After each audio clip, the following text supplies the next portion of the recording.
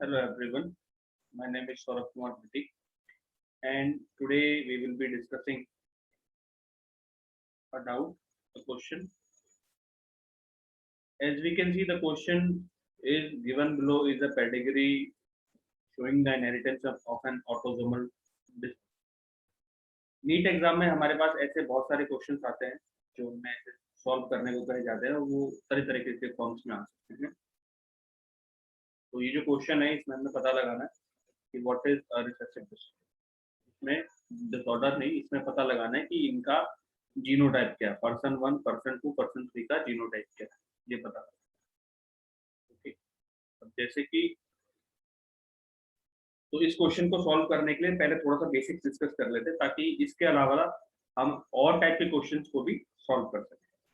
तो मेजॉरिटी में पहले तो ये पता लगाना कि जो ट्रेड दिख रही है ये डोमिनेंट है या रिसेसिव है, क्योंकि अभी तो यहाँ क्वेश्चन में पूछा गया कि जीनोटाइप क्या है।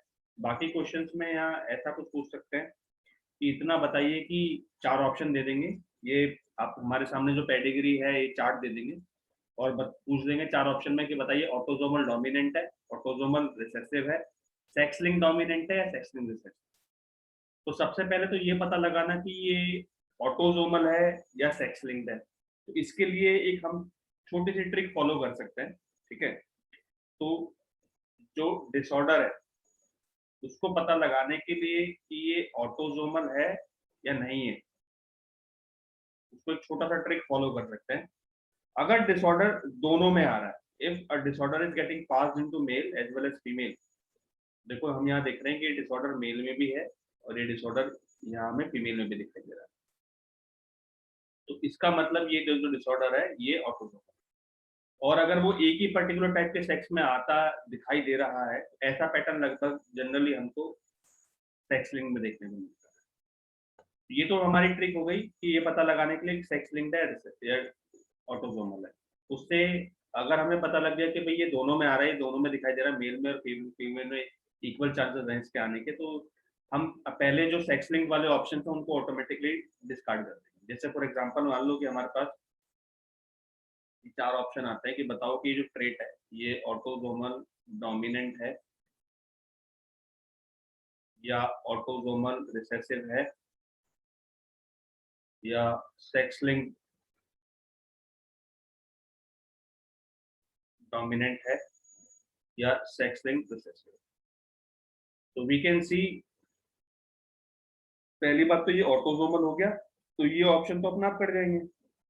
उसके बाद ये पता लगाना कि ये डोमिनेंट है रिसेसिव है, ये पता कैसे लगाएंगे। ये पता लगाने के लिए बहुत ही सिंपल है, हम जो ट्रिक फॉलो करेंगे वो ये होगा, अगर ये पहली जनरेशन है हमारी, ये यहाँ सेकेंड जनरेशन दिखाई दे रही है और यहाँ थर्ड जनरेशन दिखाई दे रही है।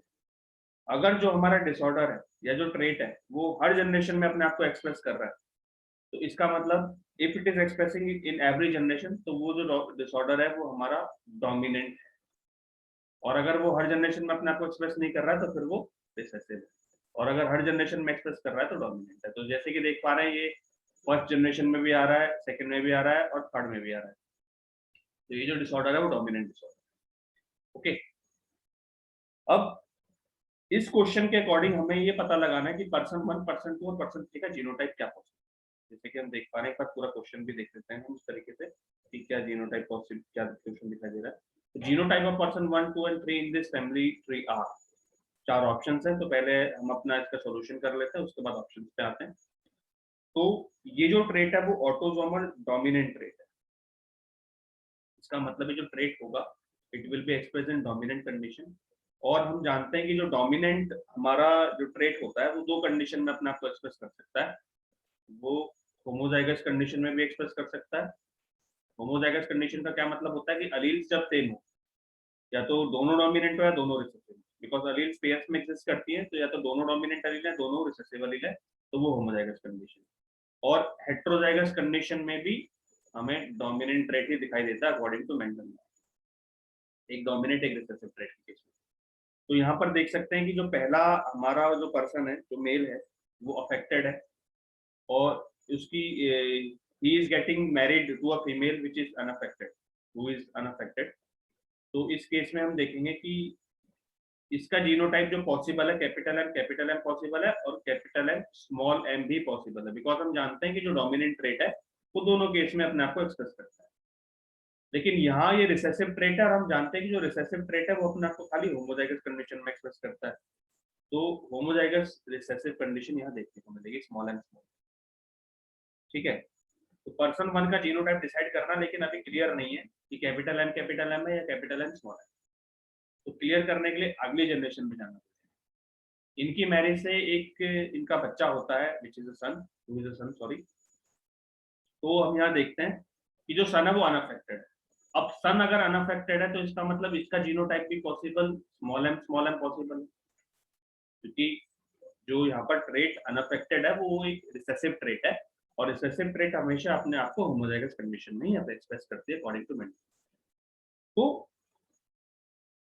इसमें जो मदर है और जो फादर है वो चाइल्ड के अंदर जो अलील पेयर होता है, चाइल्ड के अंदर जो अलील पेयर होता है उस पेयर में से एक अलील आती है फादर से और एक अलील आती है हमें मदर से। ठीक है, चाइल्ड के अंदर जो अलील पेयर है वो एक फादर से आती है, एक हमेशा मदर से आती है। तो यहाँ देखेंगे कि दोनों में से दोनों स्मॉल है, चलो एक स्मॉल तो यहाँ मदर से आ गई, ठीक है जी, और एक स्मॉल है तो वो स्मॉल भी दूसरी जो फादर से आई पॉसिबल, बिकॉज दोनों स्मॉल स्मॉल अलील है तो मदर से तो एक आएगी और एक फादर से आएगी। तो जैसे कि दोनों स्मॉल आ रही तो फादर से भी उसको स्मॉल ही है, ये पॉसिबिलिटी दिखाई दे रही। तो इसका मतलब हम ये कह सकते हैं कि जो जीनोटाइप कैपिटल एम ये नहीं हो सकता। तो फर्स्ट पर्सन का जो जीनोटाइप है वो capital M small M possible, ये हमें पता है। अब आगे बढ़ते हैं, थर्ड पर्सन के जीनोटाइप को ढूंढने के लिए हम देखते हैं कि ये जो इनका सन है इसकी मैरिज होती है अफेक्टेड फीमेल से। अब ये जो सेकंड पर्सन है या अफेक्टेड है तो उसका भी जीनोटाइप जो है वो कैपिटल एम और capital M small M possible है। दो पॉसिबिलिटीज हमें देखने को मिल रही है, क्योंकि अगेन सेम थिंग, जो डोमिनेंट ट्रेट है अपने आप को होमोजाइगस और हेटेरोजाइगस कंडीशन में एक्सप्रेस करता है। उसके बाद जब देखते हैं कि इनकी शादी के बाद इनके बच्चे होते हैं तो जो ये सन है, फर्स्ट पर्सन जो है वो सन है और अफेक्टेड है, तो इसका जीनोटाइप भी जो है वो कैपिटल एम और capital M small M possible है, क्योंकि डोमिनेंट ट्रेट है।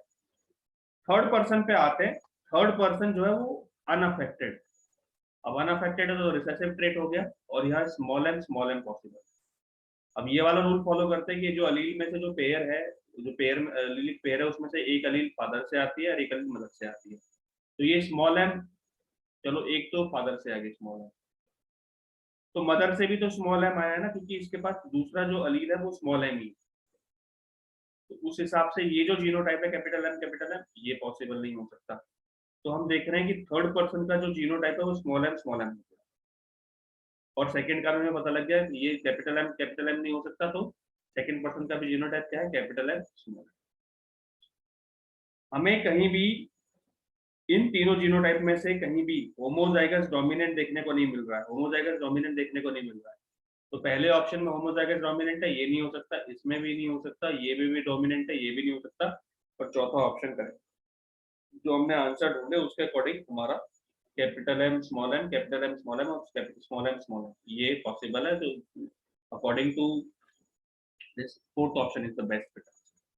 ठीक, सो ऐसे क्वेश्चंस को हम ऐसे सॉल्व कर सकते हैं। आई होप मेरा ये जो वीडियो था छोटा सा, इसमें आपको ऐसे क्वेश्चंस को सॉल्व करने के लिए काफी हेल्प मिली होगी। और आगे भी अगर ऐसे क्वेश्चंस किसी और फॉर्म में भी आते हैं तो उनको भी हम सॉल्व कर